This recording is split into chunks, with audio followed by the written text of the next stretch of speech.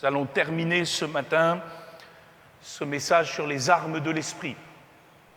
Frères et sœurs, laissez-moi vous rappeler que les armes avec lesquelles nous combattons ne sont pas charnelles. Elles sont puissantes par la vertu de Dieu, ce sont des armes spirituelles. Elles sont définies comme spirituelles parce que ce sont les armes qui viennent de l'Esprit de Dieu.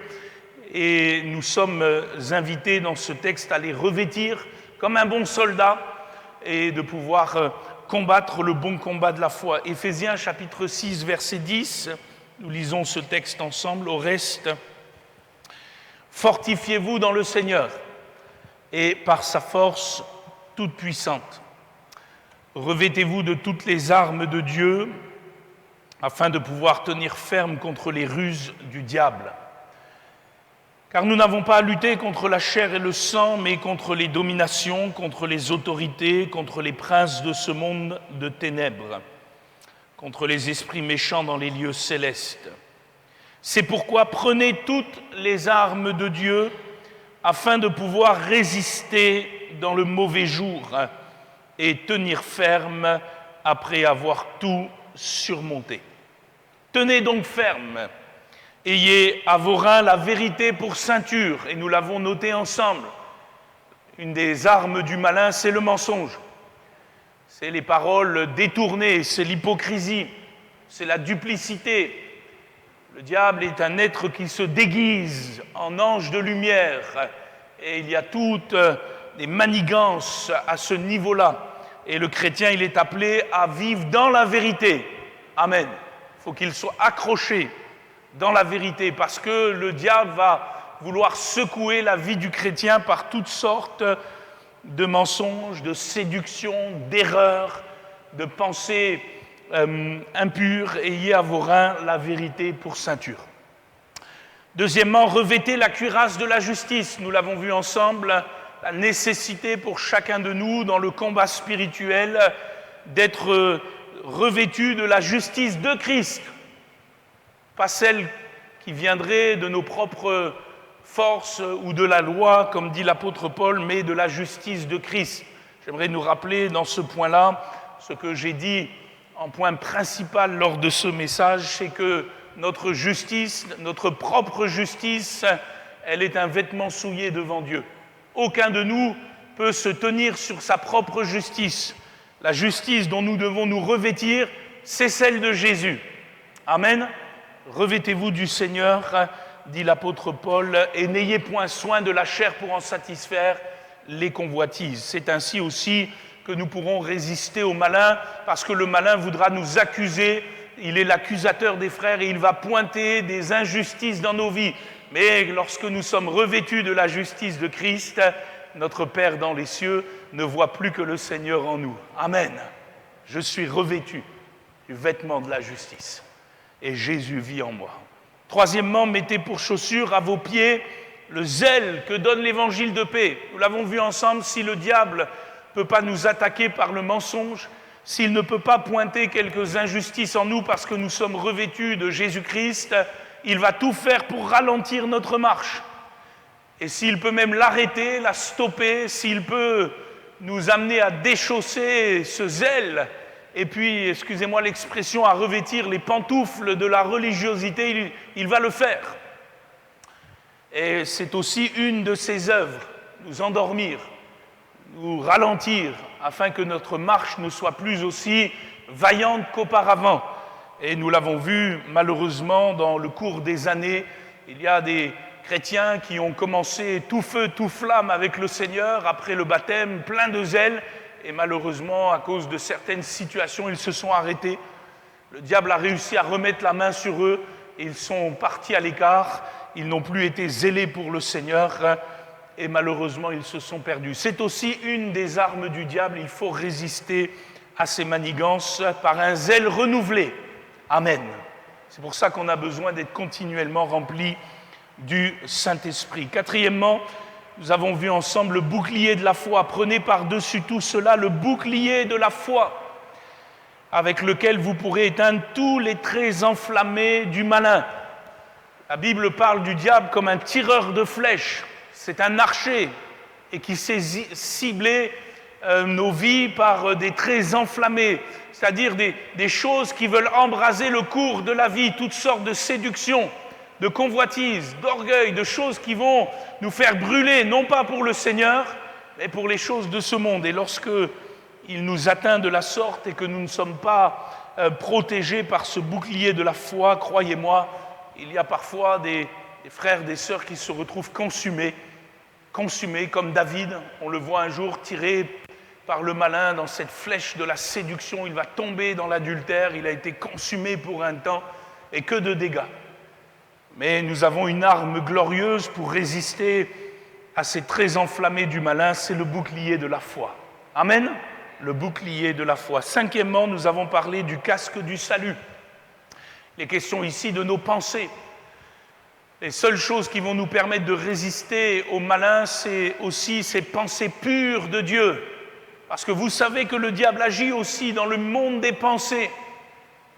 Jésus disait à Pierre, à un moment donné, « Arrière de moi, Satan ». Alors, ce n'était pas Pierre qui était devenu Satan, comprenez bien. Non, Pierre s'était laissé influencer par des pensées du malin. Quelles pensées ? C'était de dire à Jésus, « Non, non, la croix, tu l'oublies, c'est pas ce qui est prévu. Toi, tu parles de mourir, de ressusciter le troisième jour. Non, non, non, cela ne t'arrivera pas. » Et Jésus est obligé de lui dire, « Arrière de moi, Satan, tes pensées ne sont pas les pensées de Dieu, ce sont les pensées des hommes. » Et voyez-vous, nous avons besoin, frères et sœurs, dans nos pensées, de cultiver des choses pures, pieuses, dignes de louange, vertueuses. Et ça c'est le casque du salut. Amen. Nous arrivons, et tu peux l'afficher, à cette sixième arme. Et quelle arme ? Certainement l'une des plus importantes dans cet équipement, qui est l'épée de l'esprit. Prenez par-dessus tout cela le bouclier de la foi avec lequel vous pourrez éteindre tous les traits enflammés du malin. Prenez aussi le casque du salut et l'épée de l'esprit qui est la parole de Dieu. Amen. Si vous vous souvenez, l'arrestation de Jésus dans le jardin de Gethsémanée, alors que dans cette nuit, il est devant déjà la coupe amère, et qu'il va la boire jusqu'à sa lie pour nos péchés, pour nos fautes. Les soldats envoyés par le Sanhédrin vont arriver promptement accompagnés de Judas. Vous vous souvenez de ce texte. Et ils vont mettre la main sur Jésus. Judas va trahir le maître par ce baiser de la mort. Et à ce moment-là, nous dit le texte, Pierre, qui avait une épée sur lui, va la tirer de son fourreau. Et il va essayer de défendre le Seigneur par une épée charnelle, qui n'est pas l'épée de l'esprit. Et un des hommes qui avait posé la main sur Jésus s'appelait Malchus. Et voilà que Pierre va couper l'oreille de Malchus, essayant par la chair de défendre le Seigneur, de se défendre lui-même. Et à ce moment-là, dans l'évangile de Jean, au chapitre 18, verset 11, Jésus va dire à Pierre, « Remets ton épée dans ton fourreau. Ne boirai-je pas la coupe que le Père m'a donnée à boire ?» Et dans sa grâce immense, Jésus va ramasser le morceau d'oreille de Malchus et va guérir cet homme. Pour nous rappeler quoi, frères et sœurs, qu'il y a deux sortes d'épées. Il y a l'épée de la parole de Dieu qui fait du bien, qui guérit, alléluia, qui est capable de juger les sentiments et les pensées du cœur, qui peut pénétrer notre âme et nous faire du bien pour l'éternité. Et puis il y a les épées des hommes. Pas seulement les épées physiques, les armes, mais aussi une autre épée, peut-être tu peux l'afficher, que la Bible parle, que chacun de nous possède. C'est l'épée de la langue. Si nous lisons le Proverbe chapitre 12, verset 18, il est dit ceci, « Tel qui parle légèrement blesse comme un glaive. Mais la langue des sages apporte la guérison. » Et je m'arrête sur ce texte, il est important. Il y a toutes sortes d'épées charnelles. Pierre en avait tiré une de son fourreau. Mais il y a aussi une autre épée charnelle qui fait des dégâts, qui coupe les oreilles, excusez-moi l'expression, qui s'appelle la langue. C'est une épée, c'est un glaive dans l'Écriture. Et vous remarquerez que cette épée, être sur la même dimension que la parole de Dieu. Dans les deux cas, il est question des mots qui sortent de nos bouches. D'un côté, l'épée de l'esprit avec les paroles de Dieu, et de l'autre côté, la langue avec les paroles des hommes. L'apôtre Jacques ira même jusqu'à dire que cette langue, c'est le feu de la géhenne. La langue est un glaive, frères et sœurs, c'est un aiguillon. Elle est symbolisée comme la morsure d'un serpent dans l'Écriture. C'est une véritable épée dont il nous faut nous protéger. Et pourquoi je dis cela? Parce que j'en arrive au point principal de ce que Paul, je pense, veut nous enseigner ici, à savoir que dans notre combat spirituel, dans notre combat de la foi, dans notre combat pour le Seigneur, dans notre combat de vie pour le Christ, il faut se battre contre le malin avec des mots, mais pas n'importe lesquels. Il faut se battre avec les mots de Dieu. L'épée, mes bien-aimés, elle est là. Amen. Et j'ai remarqué que malheureusement, souvent, dans nos vies de tous les jours, dans nos combats, on utilise des mauvais mots. Et ce ne sont pas les mots de Dieu. Et ces mots-là n'apportent que la confusion. Pourquoi? Parce que ce sont les mots de l'homme, ce sont les mots de la chair, ce sont même parfois les mots de l'ennemi. Vous savez, j'aimerais vous le rappeler ce matin, si Dieu parle, le diable aussi. D'ailleurs, dans l'Apocalypse, le diable est décrit comme un dragon qui crache du feu. Et toutes les paroles qu'il dit sont des blasphèmes, sont des paroles dégradantes, méprisantes. Et Jacques nous dit, il ne faut pas, mes frères, qu'il en soit ainsi. Nous ne pouvons pas nous battre dans la vie avec des mots qui ne sont pas les mots de Dieu. Et il faut le dire, il faut le confesser. Peut-être chacun de nous devrait s'humilier, je le crois, devant le Seigneur. Il y a tant de fois où nous n'avons pas utilisé les mots du Seigneur, n'est-ce pas? Dans certaines relations, dans certaines difficultés que nous avons rencontrées, dans certaines pressions, dans certaines épreuves, dans certaines tentations, alors que le diable rôdait autour de nous et qu'il émoussait parfois des conflits, des choses, nous n'avons pas utilisé les mots de Dieu. Et il nous a eus comme il a eu Ève dans le jardin d'Éden, n'est-ce pas? Vous vous souvenez que dans le jardin d'Éden, le diable a parlé. La Bible dit, le serpent était le plus rusé de tous les animaux des champs que l'Éternel Dieu avait fait, et il dit à la femme, Dieu a-t-il réellement dit, vous ne mangerez pas de tous les arbres du jardin? Et voilà que par sa parole, il a semé le doute, il a semé un poison mortel dans lequel Ève est tombée, puis Adam. Les deux ont chuté, la désobéissance a amené l'entrée du péché dans le monde, et derrière toute cette entrée du péché dans le monde, les conséquences néfastes dans lesquelles nous vivons. Comprenons bien ceci, frères et sœurs, derrière toutes les ruses du diable, il y a des mots. Derrière ces ruses de mensonges, il y a des paroles trompeuses. Derrière ces ruses d'accusation, il y a des paroles acerbes. Derrière ces ruses d'endormissement, il y a des paroles illusoires. Vous vous souvenez de Samson, n'est-ce pas? Ah, la belle Delilah, elle avait des mots, des paroles doucereuses. Elle avait l'impression que c'était du miel dans les oreilles de Samson, et voilà que malheureusement, c'était un poison mortel. Elle lui a volé son secret. Derrière les ruses de doute du malin, il y a des paroles ambivalentes. Le diable parle, il a une épée, mais ce n'est pas l'épée de Jésus. Et je crois que l'apôtre Paul veut nous enseigner à ne pas nous tromper d'épée dans notre vie de tous les jours. Il dit, prenez par-dessus tout cela le bouclier de la foi, avec lequel vous pourrez éteindre tous les traits enflammés du malin. Prenez aussi le casque du salut et l'épée de l'esprit, qui est la parole de Dieu. Mon frère, ma sœur, laisse-moi te rappeler ce que tu sais déjà, à savoir que l'homme ne vivra pas de pain seulement, mais de toute parole qui sort de la bouche de Dieu. Et les paroles qui sortent de la bouche de Dieu sont là. Souvenez-vous de Jésus. face au malin, qu'a-t-il fait? A-t-il discuté avec lui? Non. A-t-il eu quelques explications avec lui? Non. Y a-t-il eu quelques marchandages avec lui? Non. Qu'a fait Jésus à chaque fois que le diable l'a tenté, l'a éprouvé et a voulu l'amener à la chute? Il est écrit. Amen. Il a sorti l'épée. Non pas sa propre épée, bien qu'il soit la parole de Dieu, mais l'épée de l'Esprit. Et il nous montre l'exemple. Frères et sœurs, si nous voulons triompher, il nous faudra vivre de ce qui est écrit. Il nous faudra savoir ce qui est écrit et il nous faudra le confesser. Les paroles qui doivent sortir de nos bouches sont là. Amen. Et il y a des mots qui ne doivent jamais sortir de nos bouches. Peut-être comme Pierre, nous avons coupé les oreilles de certains et nous avons fait des dégâts.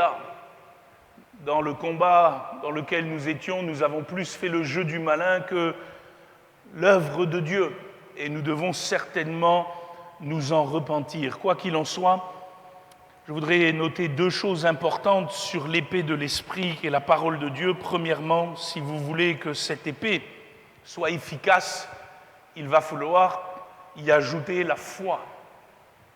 Tu peux passer une diapositive et mettre ce texte de 2 Corinthiens, chapitre 4, verset 13. Il dit ceci, et c'est l'apôtre Paul qui l'écrit, « Et comme nous avons le même esprit de foi qui est exprimé dans cette parole de l'Écriture, et j'aimerais que vous souligniez le lien entre la foi et l'Écriture, et comme nous avons le même esprit de foi qui s'est exprimé dans l'Écriture, j'ai cru, c'est pourquoi j'ai parlé. Nous aussi, nous croyons, et c'est pour cela que nous parlons. Amen. Frères et sœurs, vous ne pourrez confesser que ce que vous croyez vraiment. Excusez-moi, je le répète. Vous ne pourrez confesser que ce que vous croyez vraiment, pas ce que vous savez, ce que vous croyez. Il y a une grande différence, parce qu'il y a bien des textes de l'Écriture que nous connaissons, mais que parfois nous n'appliquons pas parce que finalement nous n'y avons pas ajouté foi. Et alors nous avons sorti d'autres épées. Et nous nous sommes battus sur des choses charnelles. Au lieu d'ajouter foi à ce que dit l'Écriture, nous avons ajouté foi à nos propres pensées, nous avons ajouté foi à nos propres explications, à nos propres sentiments. Et ce sont ces choses qui nous ont fait parler, parce que c'est de l'abondance du cœur que la bouche parle, et parce que nous avons plus eu foi dans des choses charnelles, nous avons plus mis notre confiance dans des choses humaines, propres à nous-mêmes ou aux malins, qu'à la parole de Dieu, et nous avons perdu. Et il y a eu bien des dégâts. Je vous donne un exemple concret pour que vous le compreniez bien et que vous compreniez bien la pensée certainement de l'apôtre Paul. Je prends ce texte que notre frère Marcel aime beaucoup, et je l'ai fait exprès, pas pour lui seulement, mais pour chacun de nous, parce que si vous rencontrez notre frère Marcel, il va vous le sortir au moins une fois dans votre vie, si ce n'est plus. Et il va vous citer le Proverbe 17, verset 14. Je vous le dis, il dit ceci: commencer une querelle, c'est ouvrir une digue. Avant que la dispute s'anime, retire-toi. Commencer une querelle, c'est ouvrir une digue. Avant que la dispute s'anime, retire-toi. Et c'est une parole forte du Seigneur, n'est-ce pas? Mais je pose la question, y avons-nous ajouté la foi à cette parole? À voir la manière dont parfois nous entretenons des conflits, j'ai l'impression que nous ne croyons pas vraiment à cette parole. Puisque quand le conflit s'anime, le Seigneur nous dit stop, nous on continue. Et voilà que nous tirons, excusez-moi l'expression, la mauvaise épée. Et c'est la langue qui parle, c'est la langue qui blesse, c'est la langue qui meurtrit, c'est la langue qui tue. Et combien de couples, combien de familles, combien de parents, enfants, parents sont détruits parce qu'ils n'ont pas ajouté foi à cette parole de l'Écriture. Ils ne l'ont pas pratiquée. Ajouter foi à l'Écriture, c'est l'entendre, la comprendre, l'accepter et la pratiquer. Et ce n'est qu'à partir de là que l'épée de l'Esprit est efficace. Et voilà que le diable voudra souvent nous amener à savoir des choses de l'Écriture, mais ne pas les pratiquer. Et il sait qu'en faisant cela, l'épée de l'Esprit n'a plus cette tranchante, n'a plus cette efficacité, et nous gisons dans bien des soucis. Cela nous amène à un deuxième point. S'il nous faut ajouter foi à l'Écriture pour la vivre, et que cette Écriture, qui est la parole de Dieu, fasse la différence, pour ajouter foi, il faut que je prenne garde à la manière dont je l'écoute. Parce que la foi vient de ce qu'on entend. Il y a donc une connexion dans la parole de Dieu entre la bouche, entre l'épée et l'ouïe. La foi dans la parole de Dieu prend sa source dans l'écoute. Écouter ce que Dieu dit. Et je le répète, écouter, c'est pas seulement savoir, c'est entendre, comprendre, accepter, recueillir et agir. Regardez avec moi Genèse chapitre 3, verset 1er. Pour qu'on comprenne bien la pensée ce matin, regardez ce que le serpent, le diable, a fait dans le jardin d'Éden. Genèse 3.1 nous dit que le serpent était donc le plus rusé de tous les animaux des champs que l'Éternel avait fait, et il dit à la femme, « Dieu a-t-il réellement dit, vous ne mangerez pas de tous les arbres du jardin ?» Amen. Pourquoi je m'arrête là? Parce que comprenez bien ce que le diable a fait. Vous savez sur quoi le diable a tenté Ève finalement? Sur ce qu'elle avait écouté. Dieu a-t-il réellement dit, « Ève, es-tu bien sûre que c'est ce que Dieu a dit? Est-ce que tu as vraiment bien entendu? Peut-être tu t'es trompé. Peut-être ce n'est pas forcément ce que Dieu a dit. Tu as peut-être entendu que la moitié. D'ailleurs, certainement tu as entendu que la moitié, parce qu'il ne vous a pas dit que si vous en mangez, vous serez comme des dieux. Donc tu as mal écouté, tu as mal entendu. Il l'a tenté sur son écoute, sur ce qu'elle avait vraiment compris, sur ce qu'elle avait vraiment entendu de Dieu. Et voilà que Ève n'était pas sûre. Voilà que Ève n'était pas dans la foi de ce que Dieu avait dit. Voilà qu'elle y a semé un doute. La foi étant vacillante, elle n'a pas pu répondre par l'épée de l'Esprit. Et vous connaissez la suite. Donc, mes bien-aimés, le diable vous tentera souvent sur votre écoute. Il dira, mais tu dis que tu aimes Dieu. Mais est-ce que tu es vraiment sûr que Dieu a dit dans sa parole que l'homme ne séparera pas ce que Dieu a uni? Oh, il y a bien quelques exceptions quelque part. Et puis, il n'y a peut-être pas tout dans la parole. Et puis, toi, tu es quelqu'un de différent. Il y a bien une exception pour toi. Puis c'est tellement difficile. Et puis, je pourrais prendre d'autres exemples. Je prends celui-là parce qu'il me vient à l'esprit. Il y en a 100 000. Et nous comprenons alors que la manière dont nous écoutons va définir ce que nous allons répondre au malin, ou ce que nous n'allons pas lui répondre. Et en fonction de cela, va définir l'issue du combat. Voilà pourquoi dans 2 Timothée, et ça tu peux l'afficher, chapitre 3, verset 16, c'est un texte que vous devez connaître par cœur, il est dit ceci, 2 Timothée 3, 16.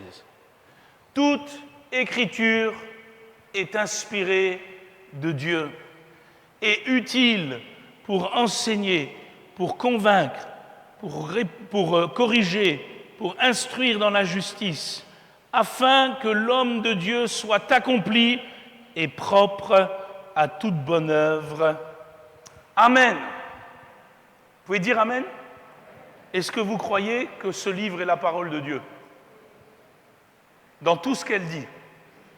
Oui? Non? Vous n'êtes pas sûr? Le diable est déjà en train de vous tenter sur ça? Est-ce que ce livre est la parole de Dieu?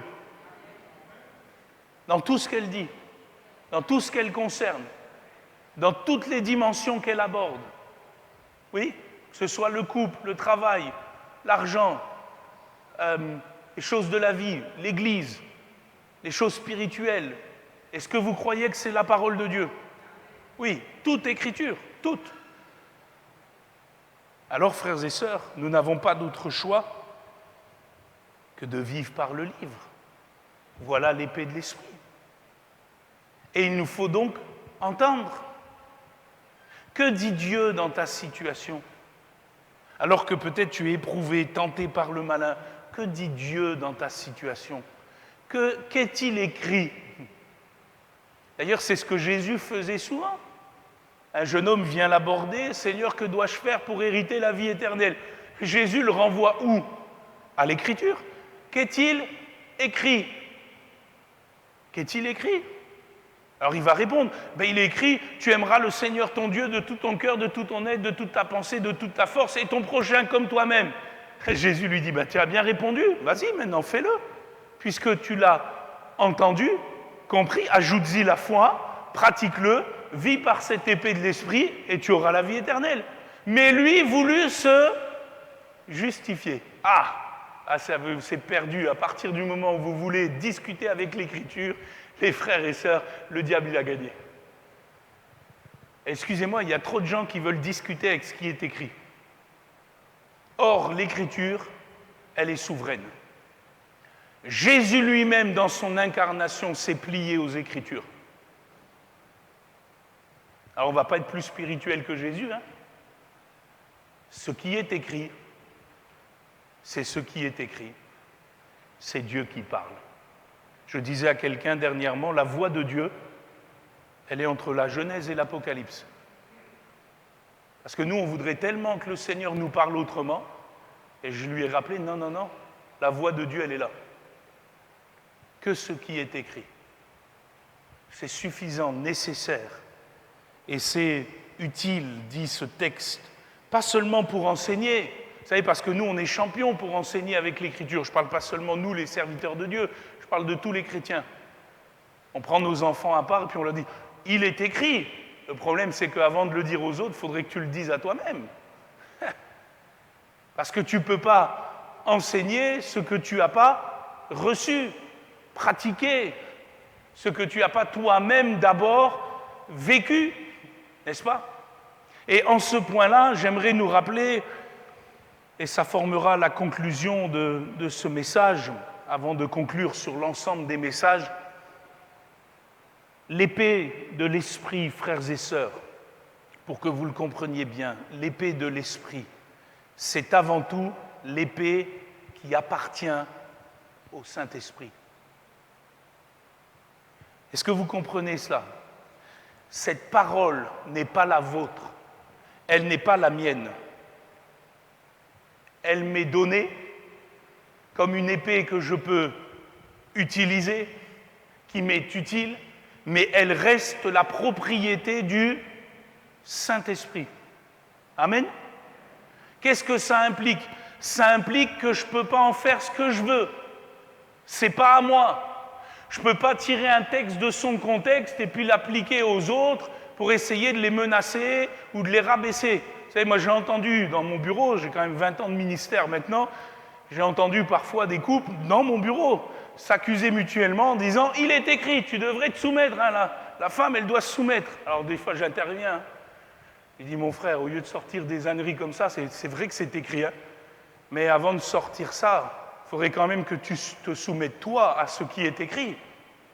Parce que c'est quand même la parole du Saint-Esprit, ce n'est pas la tienne. Donc si tu utilises la parole du Saint-Esprit à tort et à travers parce que toi, tu ne pratiques pas ce qui est écrit et tu veux que les autres le fassent, crois-moi, tu te mets en danger avec l'Esprit de Dieu. Hein, parce que l'Esprit de Dieu, il ne te permettra pas d'utiliser sa parole à tort et à travers. Vous comprenez ça? C'est sa parole.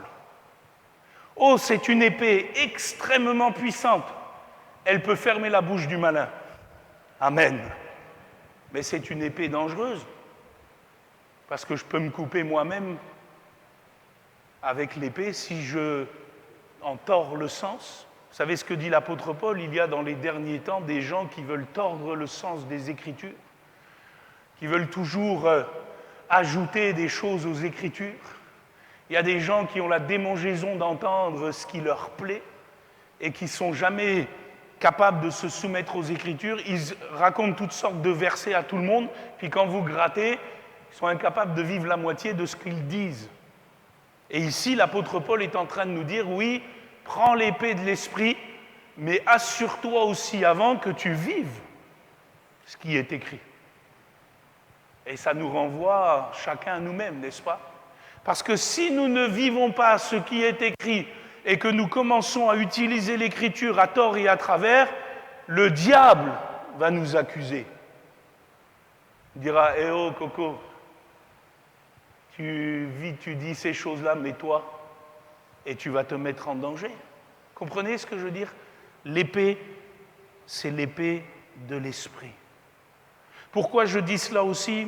Parce que j'ai vu dans le combat spirituel des gens, même dans la prière parfois, vous savez, des gens qui sont très exubérants, et vous trouverez des églises comme ça où, à tort et à travers, on balance des versets, on dit au diable ceci, cela, papapi, papapa. Et puis on se met en danger parce qu'au fond, on ne pratique pas ce qui est écrit. Et le diable, il rigole quand on ne pratique pas ce qui est écrit, parce que la seule puissance qui peut lui résister, c'est l'Esprit de Dieu qui utilise la parole dans un cœur propre. Et parfois, vous avez des gens qui vivent toutes sortes de soi-disant combats spirituels, et puis on a envie de les prendre à part en disant « Mon frère, tu veux déjà pas régler cette situation-là? Toute simple. Tu prends ta compagne qui n'est pas ta femme et tu vas déjà te marier. Ça sera déjà bien, non? Tu fermeras déjà la bouche du malin. Ah, je sais, ce matin, je ne me fais pas beaucoup d'amis. Mais c'est la réalité. Frères et sœurs, l'écriture, ce n'est pas un objet magique qu'on ouvre comme ça en disant « Pof, il est écrit ». Non, c'est l'épée dans laquelle je dois me confier. Jésus vivait les Écritures. Amen. Personne ne pouvait lui dire « Tu es en porte-à-faux vis-à-vis des Écritures ». Personne. Et voilà pourquoi il était vaillant. Voilà pourquoi il pouvait dire « Il est écrit ». Il pouvait dire au malin « Regarde-moi bien, il est écrit et je le vis ». Et le malin était obligé de fuir. Mon frère, ma sœur, je t'en prie, si tu veux gagner, vis ce qui est écrit. Pratique-le. Ce que tu as entendu, ce que tu as appris, pratique-le. Ne regarde pas aux autres. Tu trouveras toujours des gens autour de toi qui ne vivent que la moitié de ce qui est écrit et qui se croient hyper spirituels. Ne te compare pas à eux. Toi, vis ce qui est écrit. Vis ce qui est écrit. C'est la seule manière de fermer la bouche au malin. Et si peut-être par le passé, il y a eu des situations où tu n'as pas vécu ce qui est écrit, Dieu est un Dieu de grâce. Dieu est un Dieu de relèvement. Dieu est un Dieu de pardon. Dieu est un Dieu de restauration. Dieu est un Dieu de relèvement. Dieu est un Dieu de reconstruction. Amen. Mais il t'amènera à vivre selon ce qui est écrit. Amen. Et ce n'est pas parce que hier, il y a eu des difficultés qu'aujourd'hui, tu ne peux pas gagner en vivant ce qui est écrit et en fermant une bonne fois pour toutes ces portes du passé. Amen. Et te donner un avenir. Mon frère, ma sœur, jeune homme, jeune fille, vis ce qui est écrit. C'est la seule puissance contre le malin. Je termine. Nous aurions pu parler aussi, je ne le ferai pas, nous n'avons pas le temps ce matin, de ce dernier verset de Paul dans ce texte des Éphésiens qui parle de la prière. Il dit « Faites en tout temps par l'Esprit toutes sortes de prières et de supplications.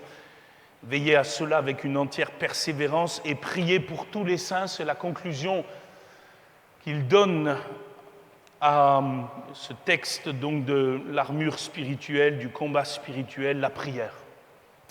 Finalement, je comprends que, et ce sera ma conclusion générale, que pour vivre la vérité pour ceinture, la cuirasse de la justice, les chaussures du zèle que donne l'évangile de paix, le bouclier de la foi, le casque du salut, l'épée de l'esprit.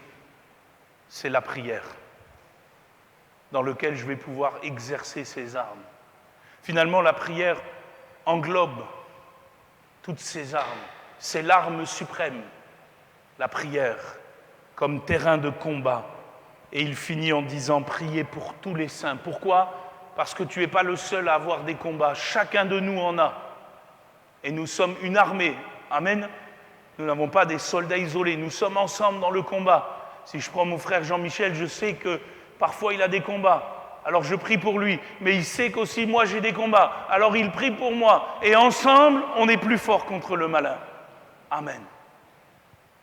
Et nous résistons à la tentation de vouloir nous critiquer les uns les autres. Non. Si ton frère commet un péché qui ne mène pas à la mort, prie. La prière. Portez les fardeaux les uns des autres et vous accomplirez ainsi la loi de Christ. Dans ce texte d'Éphésiens 6, et je vous laisse une dernière anecdote, si vous regardez attentivement, il y a un verbe clé.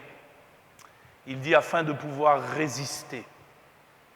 Afin de pouvoir résister dans le mauvais jour. Afin de pouvoir résister. C'est un verbe qu'il faut que tu graves, mon frère, ma sœur, dans ta tête. Le diable va vouloir te faire plier. Et le but du chrétien, c'est de résister. Et au XVIIIe siècle, j'ai déjà raconté cette histoire, mais c'est une histoire qui est touchante. C'est une histoire vraie, bien sûr. Vous aviez une jeune fille, elle avait 19 ans. Elle s'appelait Marie Durand.